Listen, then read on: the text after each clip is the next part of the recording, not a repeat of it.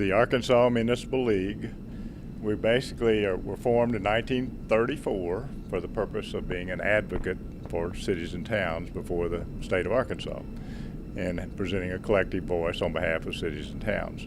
We continue to play that role today. We also do a lot of things in the area of training of city officials, publications for city officials, do a lot of risk management programs, health care, workers' comp, vehicles, property, liability, all those kinds of things.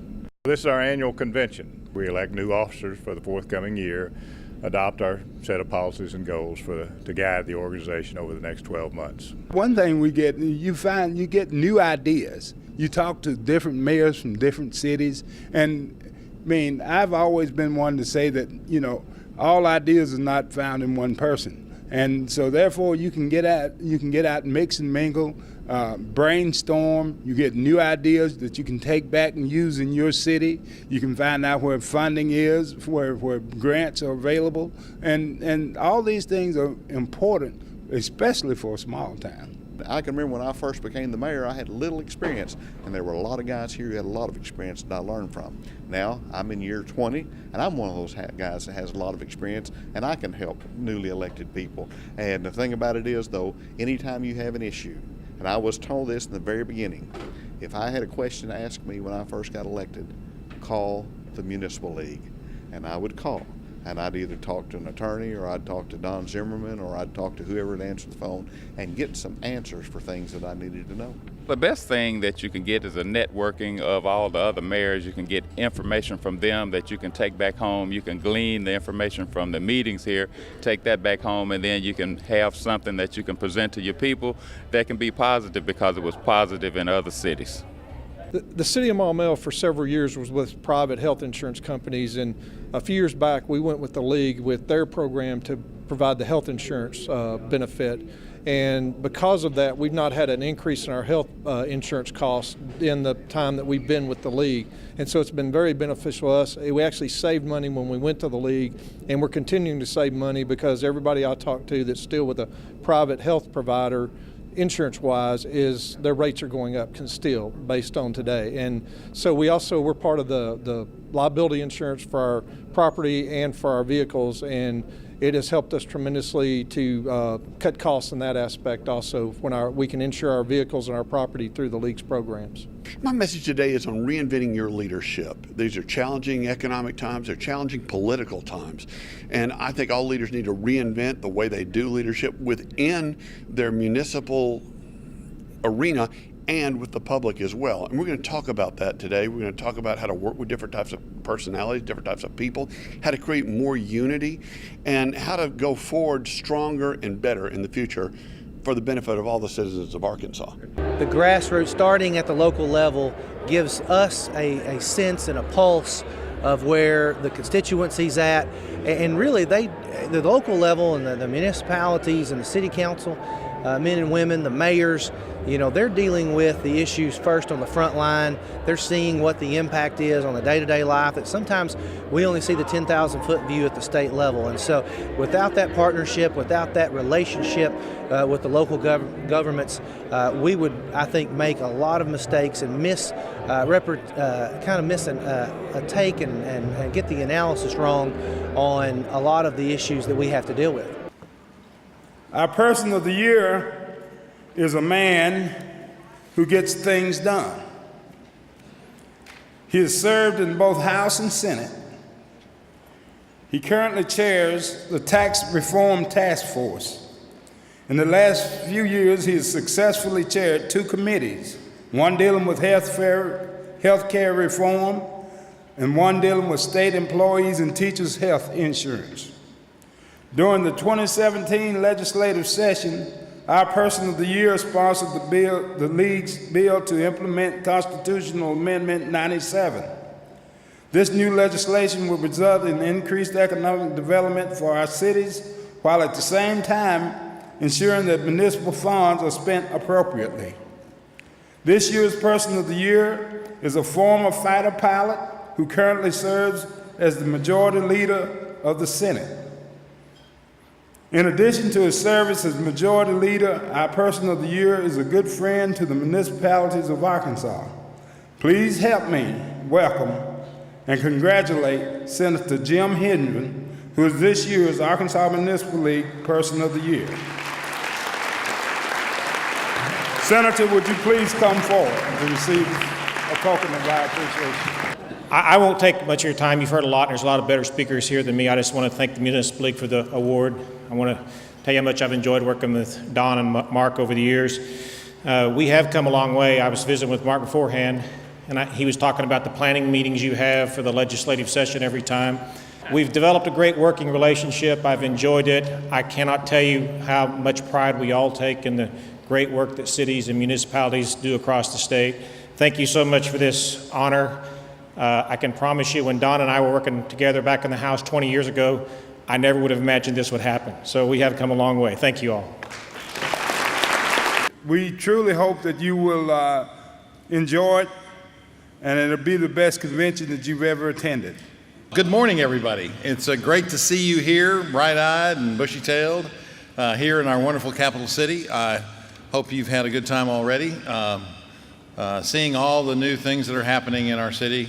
For those of you who've had a chance to stroll down our main street, you continue to see the renaissance, the redevelopment of what used to be the most busiest street in the state, and I'm happy to tell you that it is returning to that type of environment. A wonderful opportunity to get together with friends and to talk and to converse and to engage in those wonderful things about quality of life that we all know. My message to local government is to work together and never to give up. We are dealing with big issues. Everybody is facing budget issues, population issues, but it's to find a way of how do we reach across the aisle, how do we bring people together, and how do we serve the constituents. This is a group of elected officials who are here to make a difference, to serve their community. We've got one industry in our city, very important industry in our city, not poultry, if that's what you're thinking, but actually it's in our technology park, and they would get calls weekly from Rick Perry, the governor of Texas at the time, trying to recruit them to Texas, and we really didn't have much to offer. AEDC was doing all they could to help, and had it not been just for this company's loyalty to Arkansas, they'd be in Texas right now, because we could not compete with the public incentives that Texas was throwing at them. So we believed that Arkansas really stood at a disadvantage. And before I go any further, this law, as it's passed, I don't know if Springdale will ever use it. I'm not sure it's really going to fit us. We may not try and take advantage of it at some point. But we believe the state as a whole and your cities, it's given us a tool that we didn't have before. I wanted everybody to understand how hard the staff and several other agencies and groups worked to come up with a piece of legislation that I think is very helpful for Arkansas's economy and particularly for cities and towns. Amendment 97 gave us some authority to spend money that we've never had before, and the legislation that we put into place puts some safeguards, due diligence, and provides sort of a good roadmap for our local governments to proceed in spending those monies on projects and on economic development services. It's going to give cities a lot of new opportunity to be more competitive as they seek to recruit new industry, to do economic development projects that they just have not had the financial tools available. So the voters approved it. It was up to the legislature to implement it, and this was the framework and the guideposts by which cities now can go forward and do some responsible management of some exciting economic development projects. Amendment 97 and the implementing legislation allows municipalities to spend money on economic development projects and economic development services. Those things were never allowed before and specifically had been ruled by a court to be unconstitutional in a case out of Little Rock and North Little Rock involving their chambers of commerce. So Amendment 97 was driven to try to correct that, to allow local governments to enter into these kinds of projects and services in order to better their communities, bring in more jobs, make them more economically viable. Give us an example of how this will work.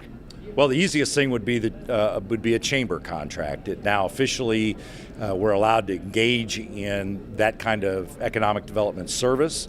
A city could engage a contract with a chamber or a like entity to do a specific set of things. The statutes now require some very specific contractual items be contained in there, including measurable things to ensure that whatever the contract is for is actually getting done.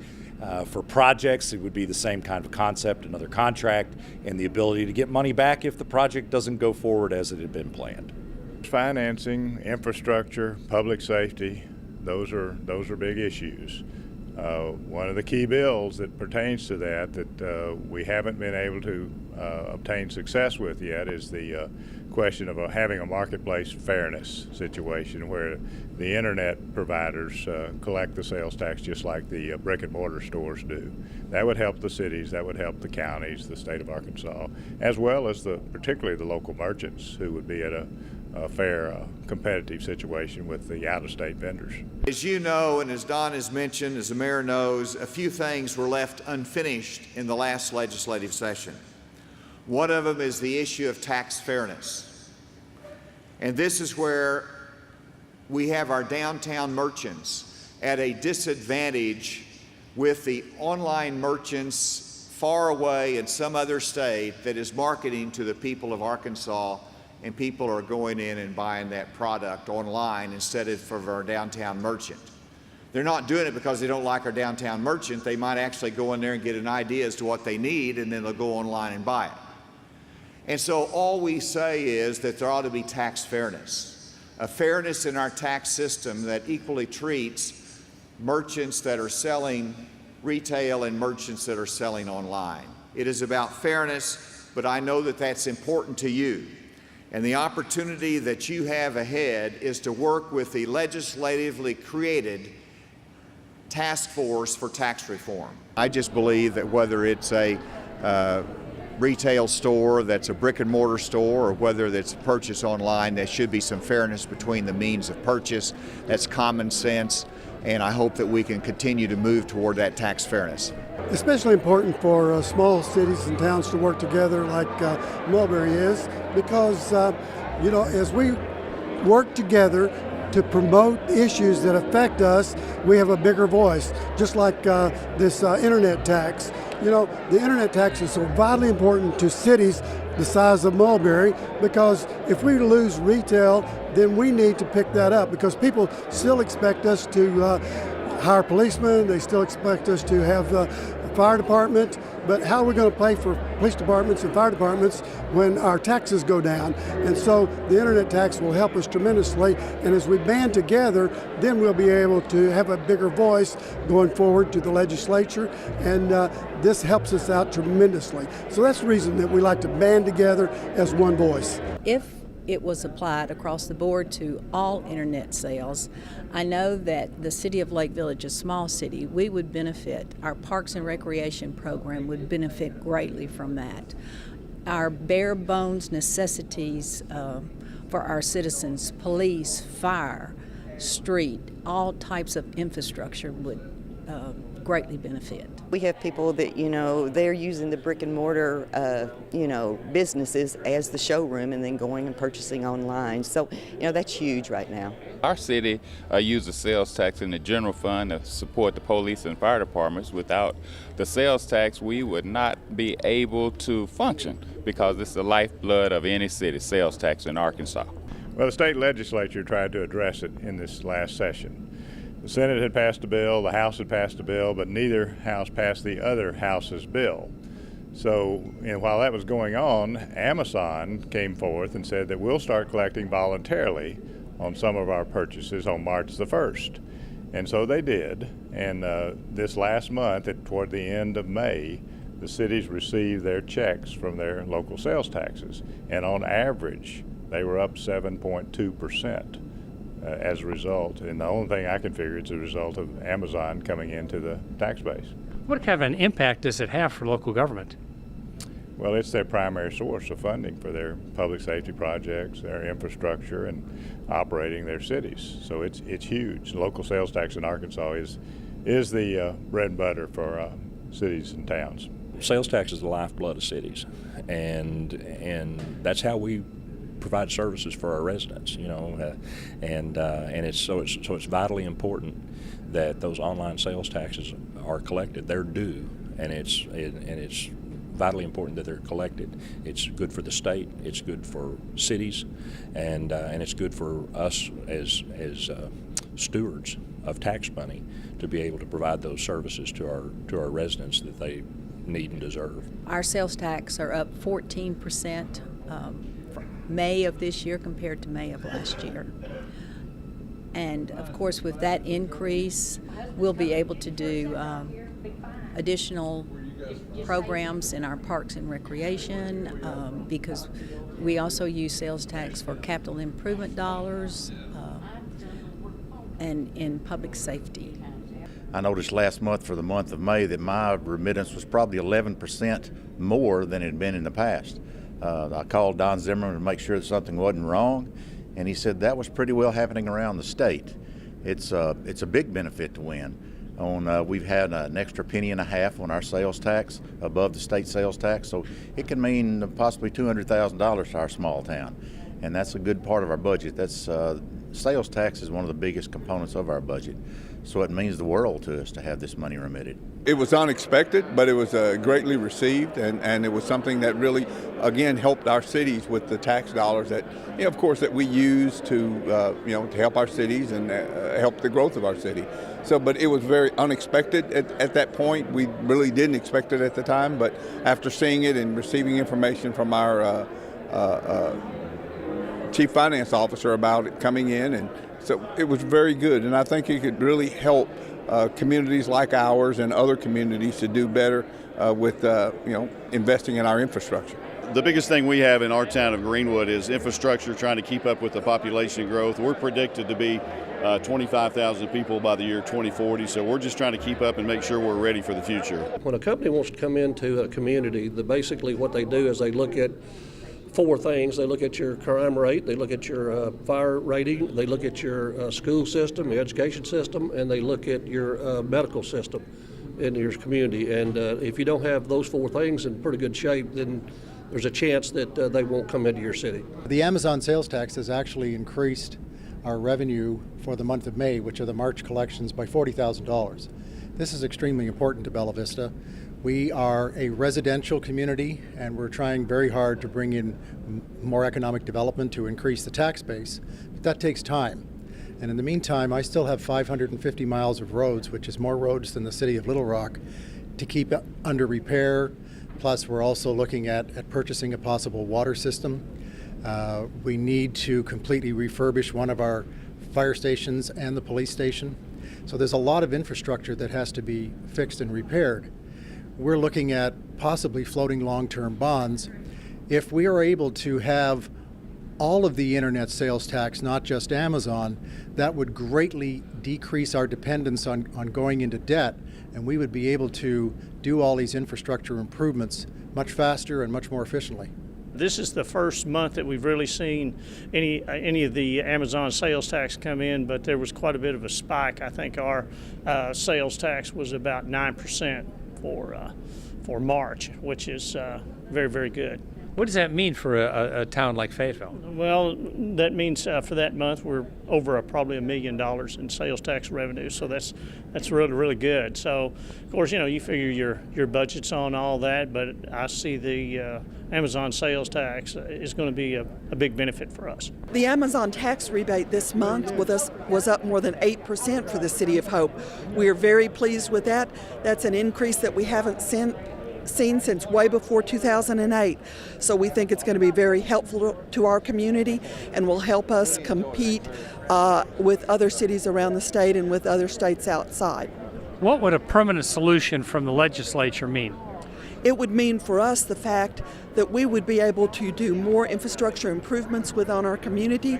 We would be able to do a lot more around our community in a lot of ways, our parks program, our law enforcement programs, and it would also keep our local citizens from having to just always take the local burden of tax increases when these are taxes that are supposed to be paid already. The internet tax is something that affects all of us in the state. All our municipalities rely on sales tax to fund police, fire, roads, streets, parks, basic city services. And with Amazon allowing them to start collect sales tax, we will start seeing some better services in every city.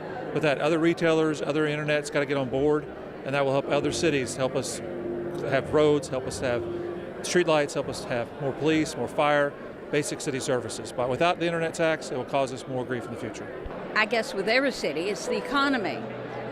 You know, we've lost the alcohol sales. Everybody's selling alcohol now. So our sales tax is way down. We are economically challenged. We have the lowest property taxes in the area, but we do need this tax on internet sales to go through. This is important because, as we learned, several $1 million came back just from Amazon. I'm learning a great deal about the needs of Arkansas cities from coming to these municipal meetings. And we all pretty much share the same problems. And it's going to take all of us working together to get these problems solved. We left unfinished the long-term highway funding. As you'll remember last year, we had a special task force working group on highways that said we needed $400 million more in highway improvements in Arkansas.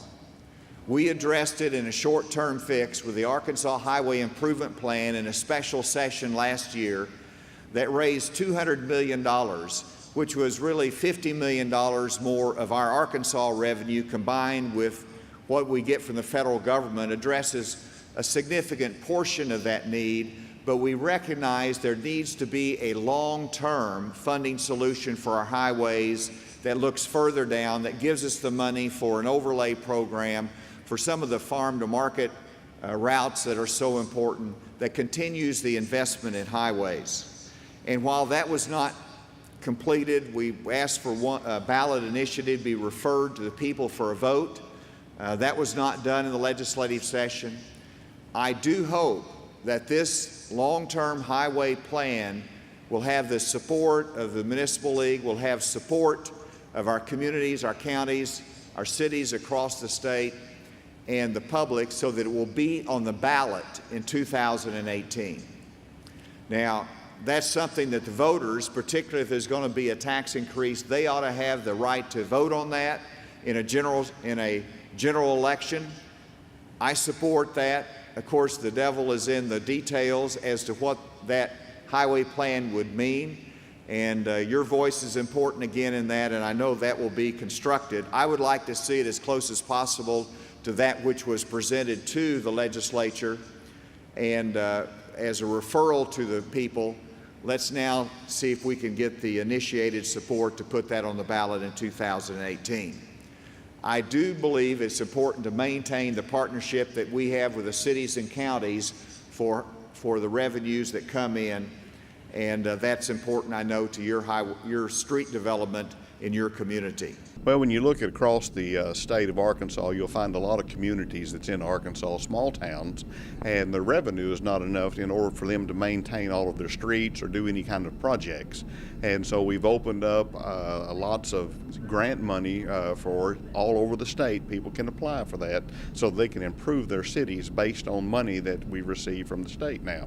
The state passed a half-cent sales tax about 5 years ago for the Arkansas Highway and Transportation Department, and out of that is when they created the State 8th Street Committee so that we could help communities and we don't look at the size of them. If Little Rock needs something, they can apply for it, or if a town that's got 90 people in it can apply for it. And what we do as a committee, we look at every single project, and they are sent to us on a Monday on the internet, and we look at every one of them, and then we send them to the Highway Department with our endorsement of it. And then in January we meet and we go over every project that has been requested that year, and then we approve or disapprove the ones that are there. It's very important because each city is always short on funding to make the improvements to their infrastructure, and they are always looking for another source, and this is a source of revenue to do street overlays and street designs for cities, especially the smaller cities that may not have a large tax base coming in that can pay for that. For us to be able to maintain the viability as cities in the state of Arkansas, we have to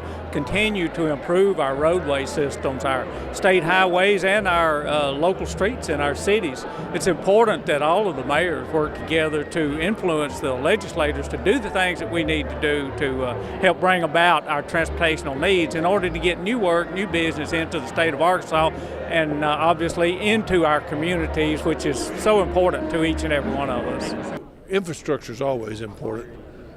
People are happy when they got real good streets, and if we have good water and sewage systems, that's even better.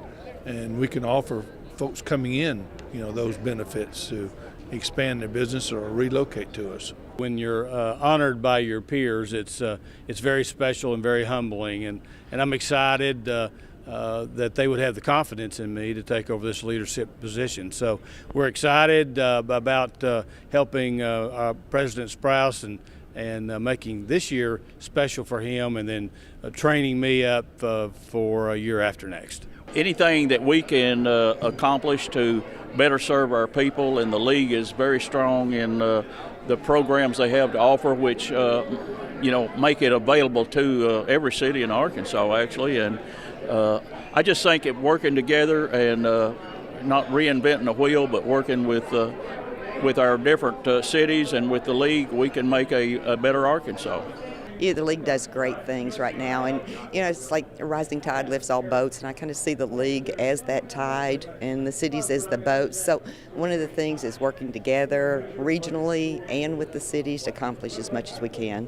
For one thing, it's very humbling to be chosen to be the vice president of the 3rd District.